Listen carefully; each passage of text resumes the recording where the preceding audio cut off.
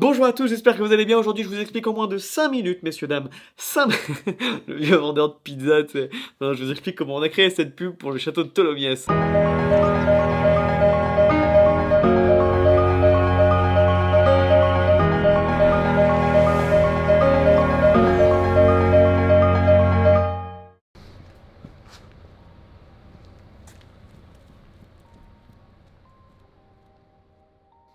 Et c'est comme ça que j'ai eu cette scène. C'était vraiment très spontané, c'est magnifique, c'était un effet de surprise, c'est beau, il y avait une très belle lumière. Je suis venu avec le macro, et le macro, il est tellement sensible, le XF 80 mm macro de chez Fujifilm, il est très sensible au niveau du focus. En manuel, c'est beaucoup d'entraînement, hein. Beaucoup d'entraînement, donc vous voyez que le rush d'origine, et je me suis dit, faut quand même que j'essaye d'arriver à en tirer quelque chose, parce que c'est très beau au niveau de la lumière. J'ai juste rajouté un petit flair, et puis après toute la colo, mais c'était vraiment, ouais, c'était vraiment magique comme shot, je trouve, et ça passe très bien. Donc je l'ai ralenti à 10 ou 15% de sa vitesse. J'ai mis un flux optique. Ça passe, on n'y voit que du feu. Les deux scènes qui vont suivre, ils sont tournés au Ronin avec le Easy Rig, avec le XF 1655. On vient en 60 images par seconde, on vient avec des beaux filtres Nisi Cinema 1.5, donc 0.5, ouais, 5 stops, 5 stops d'arrêt au niveau de la luminance pour pouvoir être bien exposé et avoir des belles couleurs. Ça filtre l'infrarouge, les IRND de chez Nisi. Un bijou, une merveille. Et en fait, j'ai pas les making-of, puisque celui qui était en charge des making-of... De toute façon, si tu regardes cette vidéo, tu vas te reconnaître.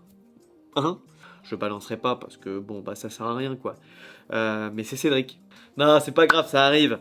Je dis ça pour être sympa, quoi. On continue. Cette scène-là, il était 21h, coucher de soleil. On était levé depuis 4h du matin, on passe des journées hyper intenses, on shoot, c'est 10 jours de tournage hyper intensif. C'était la journée où il fallait que je me repose parce que j'étais un peu dans le rouge, et ce soir-là, j'ai oublié toute la compo de la barrique sur la bouteille, et du coup, je vais pas vous le montrer, la compo de la bouteille, parce qu'elle est absolument dégoûtante, et que j'ai honte, tout simplement. Et du coup, au final, j'ai juste pris le plan. Alors, il est très intéressant, pourtant ce plan il était génial. Il y a juste quelque chose que j'aurais pu modifier, que j'aurais pu améliorer. Je vous en parle juste après vous avoir parlé de la composition. Arrêt sur image. Vous voyez cette composition, on a un triangle à l'horizontale entre 3 points hyper intéressants. À gauche notre sujet, à droite notre produit, et au fond le château, là d'où vient le produit, et là où est notre sujet. Donc c'est vraiment très intéressant comme composition, c'est beaucoup de dynamisme que crée ce triangle-là. Un autre petit triangle avec son mouvement qui vient créer du mouvement, du dynamisme encore une fois. Ça c'est de la pose. Encore une fois, pour la pose, j'ai appris avec Scott Robert Lim. Génial, je vous recommande ça, les yeux fermés. On a aussi du coup ce triangle, il mène sur notre point de fuite, parce que en plus de ça, ce qui compose très bien, c'est ces deux lignes organiques qui viennent conduire notre regard jusqu'au point de fuite, qui est le bout de notre triangle isocèle. Pour le coup, c'est un triangle isocèle, et c'est pour ça que cette compo marche bien.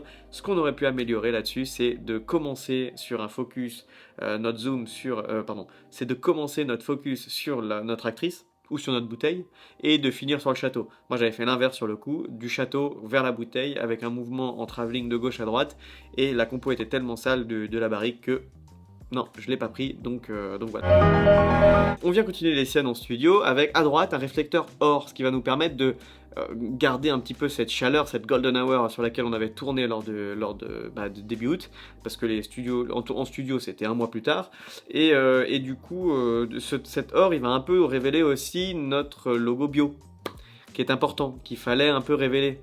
Donc à la fois ce côté chaleureux, à la fois délimiter les deux bandes traditionnelles comme on éclaire une bouteille de chaque côté, mais aussi révéler ce petit bio. Et alors cette scène-là, ça a été tourné pendant 10 jours, on a fait beaucoup d'explosions de fruits, mais je pense qu'il y a eu au moins plus d'une centaine de scènes avec des explosions de fruits ratées, c'est fou. Et à la main, au final, la joie de trouver le rush propre sur le moniteur, ça a donné ça comme réaction. Ah la vache! C'est pas mal, hein. Ouais! C'est pas mal, hein. Ouais! Et j'étais vraiment content de l'avoir. C'est que de la synchro avec un plat à tarte pour faire un mur d'eau, et de jeter délicatement les fruits. Ils sont pas assez jetés délicatement à mon goût, parce que ou alors il faudrait que j'augmente un peu le shutter à 600, à 700, mais ils vont un peu trop vite et ils sont pas assez nets malheureusement. un petit point amélioré aussi, il faut faire attention à ça. Et on passe du coup à cette dernière scène où, alors il y a eu beaucoup de préparation pour cette scène, beaucoup de tests pour voir ce qui rendait le mieux. Le travelling de gauche à droite avec un jeu de lumière pour révéler la bouteille.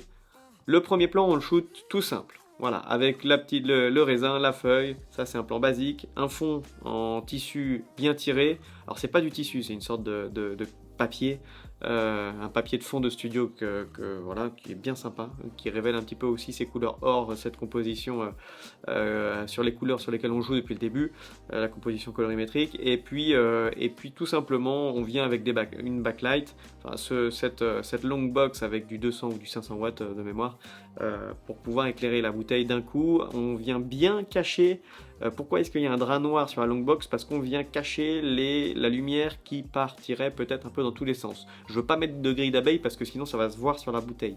Donc on vient cacher avec un drap ou avec un autre réflecteur noir. J'aurais pu poser aussi un réflecteur noir à côté pour pouvoir cacher les faisceaux de lumière qui vont vers le fond et qui éclairent un tout petit peu plus le fond. J'avais pas envie de ça. Ce fond d'ailleurs, on est venu mettre une Neewer 660 en bas, éclairé neutre, donc 5000 Kelvin à peu près, pour pouvoir juste révéler les couleurs naturelles de ce fond. Maintenant, c'est la deuxième scène qui est importante. On vient shooter juste une cascade d'eau à 240 images par seconde. Ce plan de la cascade, il va être flouté ensuite. Pourquoi? Parce qu'il ne peut pas y avoir et la bouteille nette et la cascade nette derrière la bouteille. Donc on va mettre un petit gaussien, un petit flou sur Final Cut pour pouvoir la rendre un peu floue. Et puis on va venir masquer et sous ce masque, on va venir mettre la bouteille. De plus, on rajoute un peu de fumée, M-Smoke de chez Motion VFX pour le côté un petit peu code de mise en marketing d'ancienneté. Et puis ça donne une belle scène finale avec une cascade qui donne l'effet de fraîcheur que je voulais, qu'il fallait. Voilà les amis, j'espère que ça vous a plu. N'hésitez pas à vous abonner, à partager, à liker, à écrire en commentaire vos retours et ce que vous avez aimé, ce que vous aimeriez voir aussi sur la chaîne. Histoire de discuter, histoire de partager, de se connaître un petit peu toute la famille. Moi je vous dis à très bientôt pour une prochaine vidéo. Prenez soin de vous. Bye bye, 再见.